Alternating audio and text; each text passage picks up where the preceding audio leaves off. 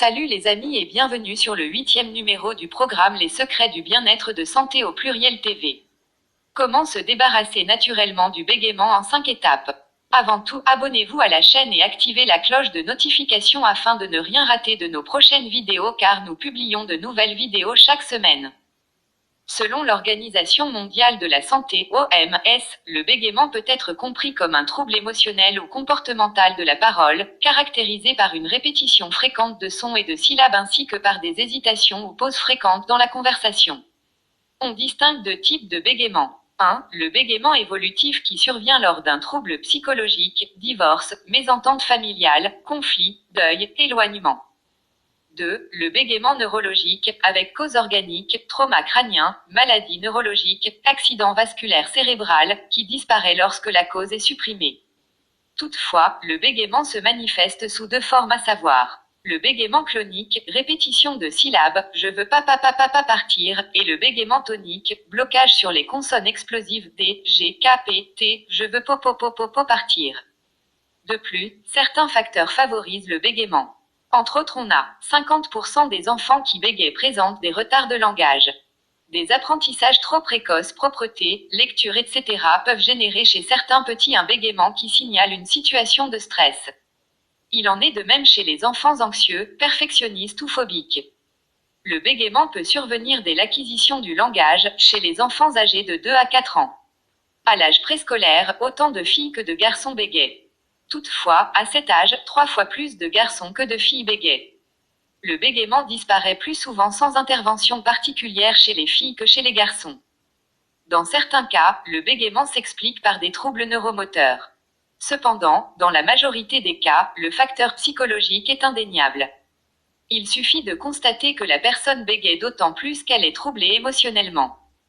Par ailleurs, il faut noter que les causes du bégaiement peuvent être liées à une prédisposition génétique, un problème hormonal, un choc émotionnel, le stress, l'anxiété et un trouble de la confiance en soi. En fait, même une personne non bègue peut avoir des troubles d'élocution quand elle sera sous le choc d'une émotion extrême. Mais quelle que soit la cause ou la raison, il est important de ne pas s'alarmer lorsqu'un enfant est bègue. De plus, de grandes personnalités sont passées par là. Entre autres, nous avons Démosthène, Winston Churchill, Charlie Chaplin, Paul Valéry, etc. Mais, l'idéal est de voir un psychologue pour analyser les causes possibles du bégaiement en cas de problème psychologique afin de savoir s'il s'agit d'une gêne, d'une peur de s'affirmer ou d'un traumatisme profond qui a ébranlé le caractère. Car, il est bon de le savoir afin de pouvoir adapter un traitement adéquat. Prenons le cas d'une personne qui a ce trouble par peur de s'affirmer. Dans ce cas, la personne bègue peut faire d'énormes progrès par elle-même. Prenons l'exemple de Démosthène qui refusa son handicap et employa les grands moyens pour s'en débarrasser. Démosthène se rendait souvent sur une plage déserte et se remplissait la bouche de petits galets. Il s'efforçait alors de parler fort et distinctement pour couvrir le bruit des vagues. Et, à force de s'entraîner ainsi, il devint l'un des plus grands orateurs de l'Antiquité. C'est là un bel exemple de ténacité qui a inspiré les bègues de tous les temps. Pour ce faire, nous vous proposons ici 5 exercices qui peuvent vous aider à suivre les traces de Démosthène. Commencez par le premier, mais vous pouvez pratiquer les exercices suivants à part ou dans l'ordre qui vous convient. Exercice 1 pour enfants, jeunes et adultes.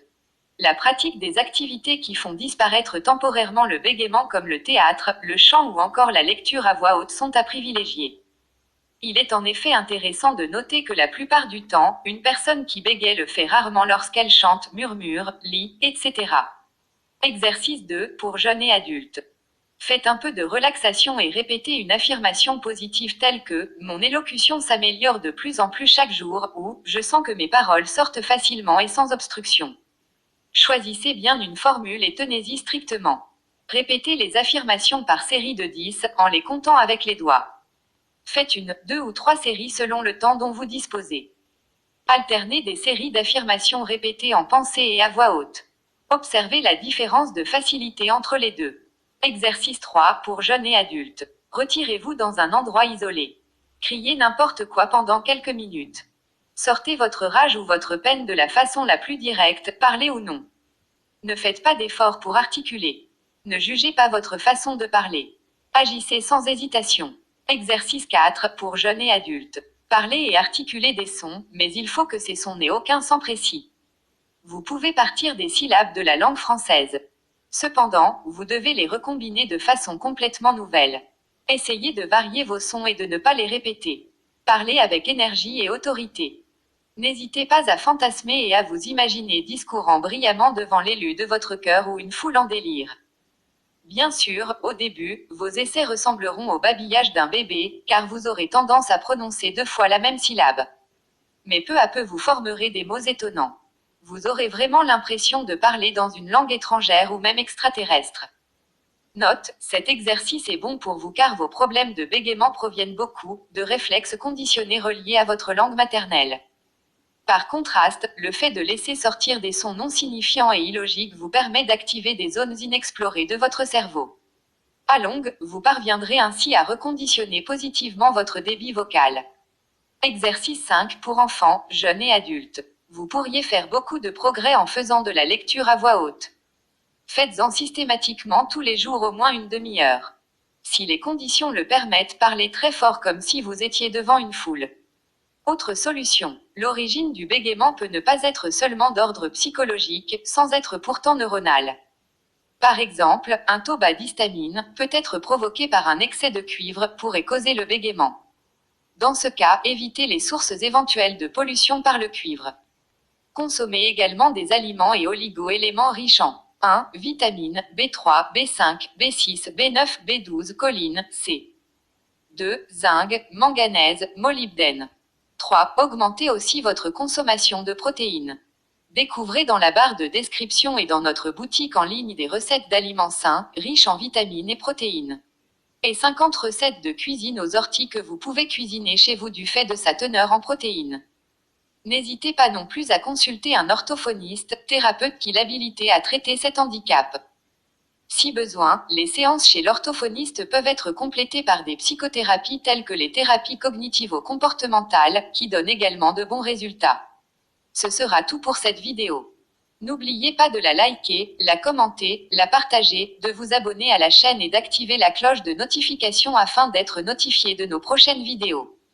Visitez notre site santé au pluriel.com et notre boutique en ligne pour vos besoins et beaucoup plus d'informations. À bientôt sur Santé au pluriel TV pour